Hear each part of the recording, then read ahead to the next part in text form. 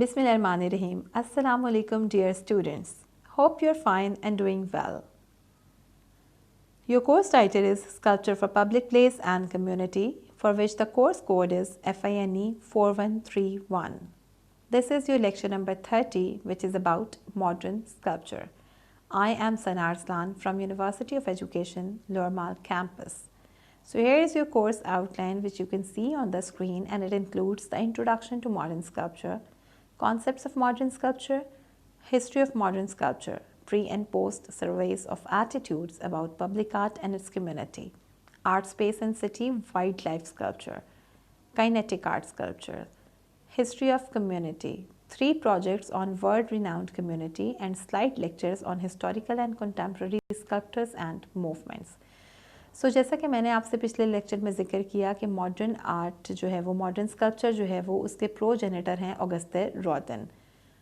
उसके बाद कुछ ग्लिम्सेस मैं आपको जो है वो शो करूँगी। उन ग्लिम्सेस के साथ आपको जो है वो ये भी क्लियर हो जाएगा कि हमने इससे पहले क्या क्या पढ़ा था, और उसके अलावा जो है वो I will add some of the new things which will help you to understand about the sculpture and modern sculpture in detail. तो ग्लिम्सेस में जो है वो सबसे पहली बात ये कि according to the art historian Douglas Cooper, the first true cubist sculpture was Picasso's impressive woman's head। तो जो पिकासो का woman's head था उसके बारे में कहा जाता है कि गालबन ये पहला क्यूबिस्ट स्कल्पचर था। 1909 से 1910 के दौरान ये बना है। In Head of a Woman by Pablo Picasso, the hair and face are broken down into irregular fragments that meet at sharp angles. So it's very important to know कि जो ये स्कल्पचर है जिसके बारे में कहा जाता है कि गालबन ये पहला स्कल्पचर होगा जो कि इस तरह से बनाया गया क्यूबिस्ट तरीके से, तो उसके जो हेयर और फेस हैं these are broken down into irregular fragments. उनको इर्रेगुलर फ्रेगमेंट्स में जो है वो ब्रोकन डाउन दिखाया गया that meet at sharp angles. Umberto Boccioni exhibited his futurist sculptures in Paris in 1913।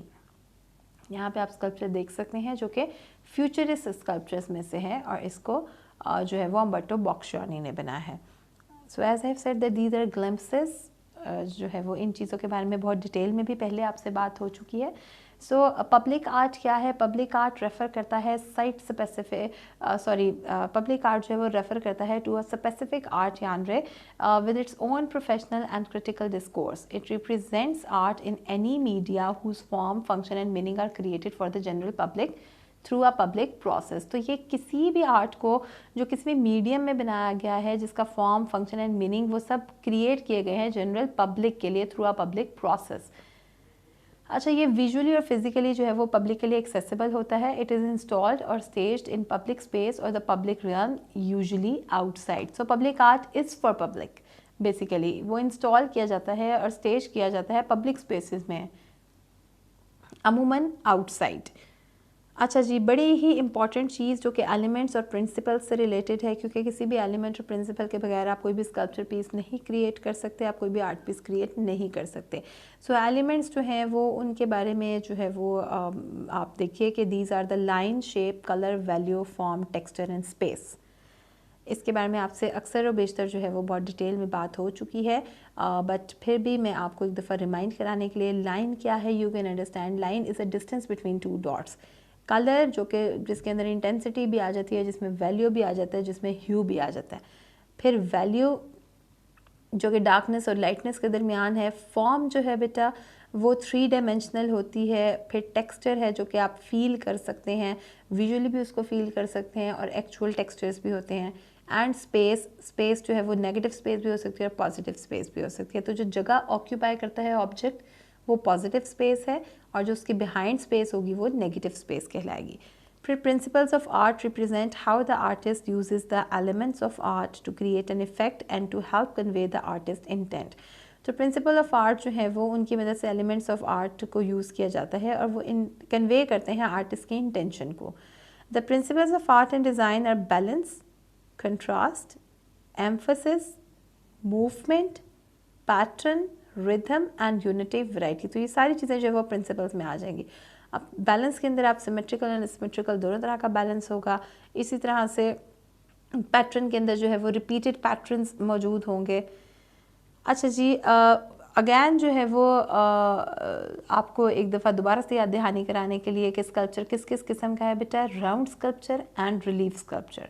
Round sculpture वो है जिसको आप चारों तरफ से घूम के देख सकते हैं। रिलीफ स्कल्पचर क्या है, the forms come out from a flat background in relief sculpture. तो जो फॉर्म्स हैं वो फ्लैट बैकग्राउंड से निकलती हैं, वो रिलीफ स्कल्पचर होगा।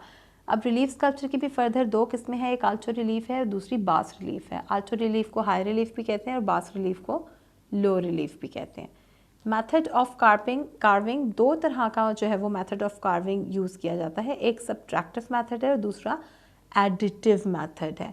सो हियर जो है वो आप गौर से मेरी बात को सुनिएगा कि सब्ट्रैक्टिव और एडिटिव मेथड में क्या फ़र्क है।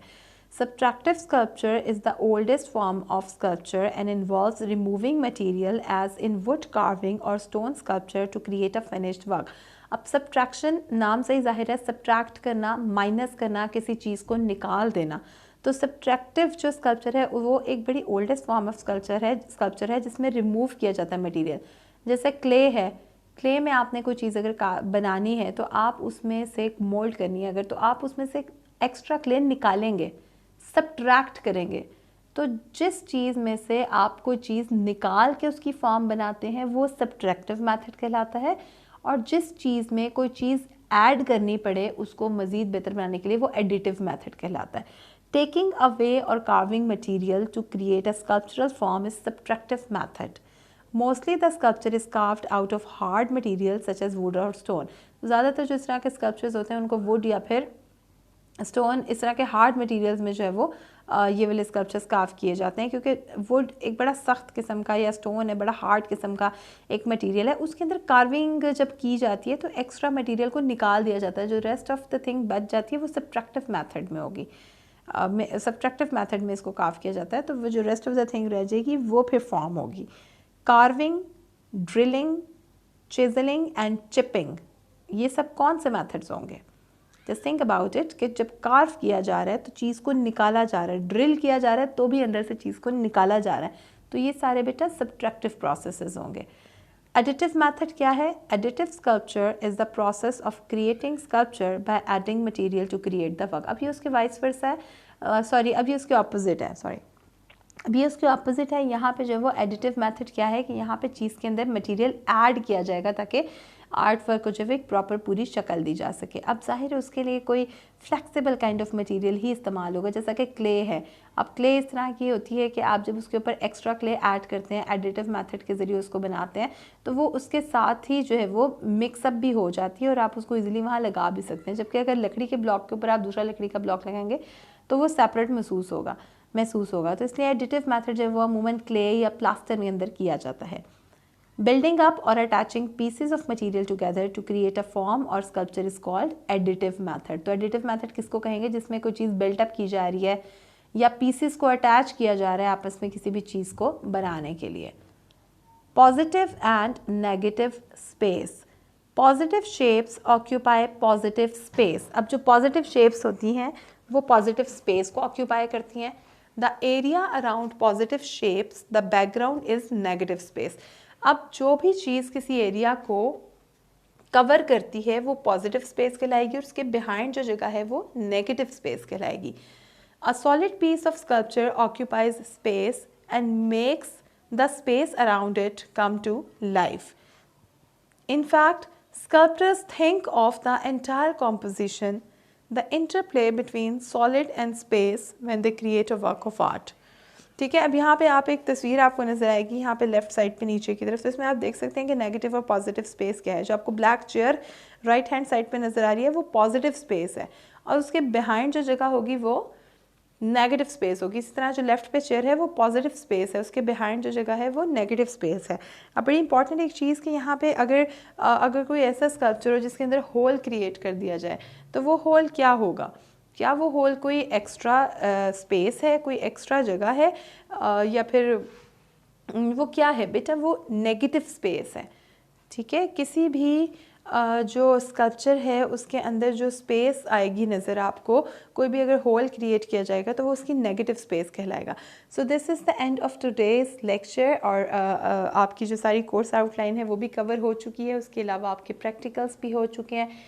प्रैक्टिकल के हवाले से आपको गाइड किया जा चुका है कि आपने किस तरह आपसे अपने एलिमेंट्स को, अपने जो प्रिंसिपल्स हैं उनको मद्देनज़र रखते हुए काम करना है, क्या पॉजिटिव एंड नेगेटिव स्पेस होगी, क्या एडिटिव एंड सब्ट्रैक्टिव मेथड होगा, किस तरह से जो है वो राउंड एंड रिलीफ स्कल्पचर्स होते हैं। सो आई होप आपको अच्छे से ये सारी बातें समझ आ गई होंगी और आप इसके हवाले से अपनी बहुत अच्छी तैयारी भी करेंगे। So wish you best of luck, take care, हमेशा खुश रहें। अस्सलाम वालेकुम।